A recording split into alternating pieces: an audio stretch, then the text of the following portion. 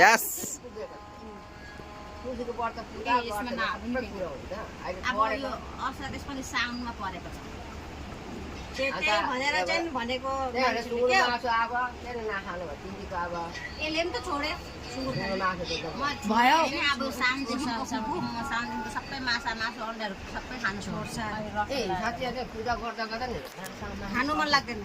यहाँ मैले बुझिनँ यहाँ साइने चाहिँ कस्तो यहाँ भाउजू भन्ने कि उताबाट भाउजू भन्ने लो यो कति फ्रेन्ड छ बहिनी बहिनी कति फ्रेन्ड छ यसले यसरी हाले भाउजू बहिनी कन्फ्युज नमस्ते भेना वाह कस्तो खतरा साइनो भनिदियो कन्फ्युज भयो भयो त अन्त साइन भने साइन मिलाइदियो।